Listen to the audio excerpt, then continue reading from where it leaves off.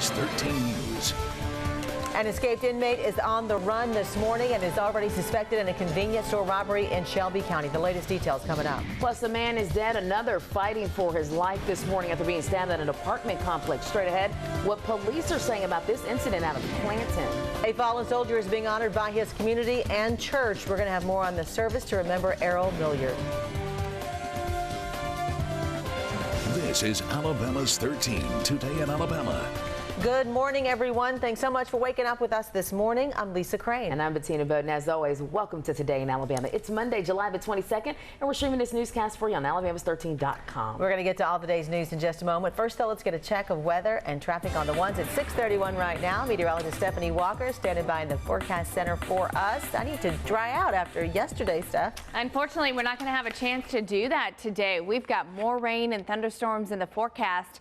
And as we take a look at the radar now, we've actually got a couple of scattered showers that have already developed into parts of Bibb County, into Greene, Hale County, Tuscaloosa County, too, seeing some scattered showers there. As far as temperatures, we're in the 70s. It's cloudy. It's extremely humid. 74 in Birmingham, 73 in Anniston, 75 in Tuscaloosa. Numerous showers and thunderstorms today and temperatures below normal with highs only in the low to mid 80s. Lisa? All right, thanks so much, Steph. Let's take a look now at your driving conditions. They're really looking pretty good this morning. This is Red Mountain Expressway right around University, and we've got no wrecks, no stalls, no slow spots to even warn you about on area interstates. That's always good to hear on a Monday morning, but we'll update you again coming up in about 10 minutes. Well, now to our top story for you this morning. The Shelby County Sheriff's Office wants your help in tracking down an inmate on the run. Here are the key facts for you this morning. 36-year-old Shannon Lloyd Crumpton escaped from his work release program sometime Saturday. Crumpton is wanted on a felony charge of escape. He is considered armed and dangerous. Right now, authorities are concentrating their efforts on the Summerhill community. That's near Columbiana in Shelby County. Crumpton is a suspect in two convenience store robberies, one in Chilton County and then another one that took place Sunday morning in Shelby. Well, yesterday afternoon, Callear police officers spotted a vehicle that matched the description of someone leaving the convenience store robbery. If you have any information, you're asked to call the Shelby County Sheriff's Office, or you can even give an anonymous tip on their website, shelbyso.com. In Clanton, one man is dead, another in serious condition this morning after a break-in that happened Sunday morning. Police say this incident happened at the Trillion Apartments around 2 o'clock yesterday morning. A person was reportedly shot while trying to break into an apartment. The suspect died on his way to the hospital. Police also say the suspect stabbed the man inside the apartment several times with a screwdriver. At last check, the stabbed man was listed in serious condition. Police say this is an isolated incident and that they are still investigating. 2 people have been arrested for a weekend murder in Ensley. It happened Saturday morning on 26th Street, Ensley. Police say they found the body of 38-year-old Nathaniel Taylor of Birmingham in a car. He had been shot several times. Saturday, police arrested 19-year-old Justin Quinn in connection with the murder. And then Sunday, authorities picked up 18-year-old Carlos Pickett on capital murder charges. Authorities say Pickett and Quinn have no bond. Well, Birmingham Mayor William Bell is giving residents a chance to talk to him about what's going on in their city. And that begins a look at stories we're going to be following in the day ahead. The mayor will hold the first of a series of town hall meetings today. The first one is at the Roebuck, in the Roebuck area at the Hawkins Rec Center at 5:30. A full list will be announced at tonight's meeting.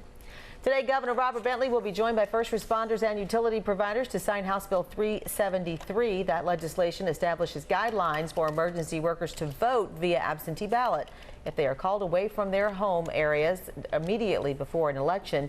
That bill will be signed at 10 in Montgomery. Then at 1 this afternoon, Princeton Baptist Medical Center will hold a dedication ceremony for its new chapel that was built as part of the hospital's $57 million expansion project. He died while serving our country, fighting for freedom, and now a local church is remembering an 18-year-old killed in Afghanistan on the 4th of July. The Family Worship Center on 8th Avenue South held a memorial service for Errol Milliard. Milliard attended the church before he was deployed overseas. The church community says Milliard died a hero protecting our country. Well, it's being called a meeting of minds and cultures. 22 Black and Jewish high school seniors from Washington, D.C. are in Birmingham right now, and their trip is all about civil rights. The program is called Operation Understanding D.C., and its mission is to build a generation of community leaders who respect, understand, and cooperate while working to eradicate discrimination. Just yesterday, the group attended services at 16th Street Baptist Church. They toured the Birmingham Civil Rights Institute and walked in Kelly Ingram Park. The program is scheduled to last until Wednesday. Here's a look now at this morning's quick headlines. A registered sex offender is expected to face formal charges today in the deaths of 3 people. The bodies were found in abandoned houses in Cleveland. 35-year-old Michael Madison is expected in court today. Authorities say there are no plans to resume searching for more bodies after officers looked through about 40 empty homes yesterday. In Texas, witnesses say a woman who fell to her death from a roller coaster questioned the security of her safety restraint. Relatives identified the victim as Rosie Esperanza. She fell from the Texas Giant roller coaster at Six Flags over Texas in Arlington on Friday. Witnesses say Esperanza questioned the ride attendant about the security of her restraint and panicked as the ride took off. Six Flags has not commented directly on the restraint, but said in the statement, which reads in part, quote, "It would be a disservice to the family to speculate regarding what transpired," end quote. Rescuers plucked 2 men out of a tree they had climbed into to escape floodwaters near Phoenix yesterday. The 2 grabbed hold of the tree as a lifeline after they got caught in a flash flood. It appears they were in a wash, a dry creek riverbed that quickly filled with rainwater from the mountains. In Washington, D.C., the National Park Service is set to begin work today on removing a controversial quote inscribed on Dr. Martin Luther King Jr.'s memorial. The inscription in question is a paraphrase from Dr. King's drum major speech, which reads, "I was a drum major for justice, peace, and righteousness." Well, many critics have argued that the quote was taken out of context and the shortened version distorts the meaning of Dr. King's words. The project is expected to be completed by August 28th. The arrival of a royal baby draws near in London. Prince William's wife, Catherine, was admitted to the hospital in the early stages of labor today. Palace officials say that Catherine traveled by car to St. Mary's Hospital in central London. A spokesperson says things are progressing as normal.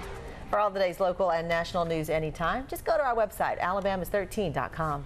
6:37 is the time for you. It's mid-July, and that means back-to-school shopping right around the corner. Coming up, we're going to have some tips from a retail expert on why you shouldn't wait till the last minute to buy your supplies. But first, here's Steph. And we've already got some showers in the area this morning. We'll look at your forecast coming up next. First, though, you're watching Alabama's 13 News, where accuracy matters. For continuous news updates, just go to alabamas13.com.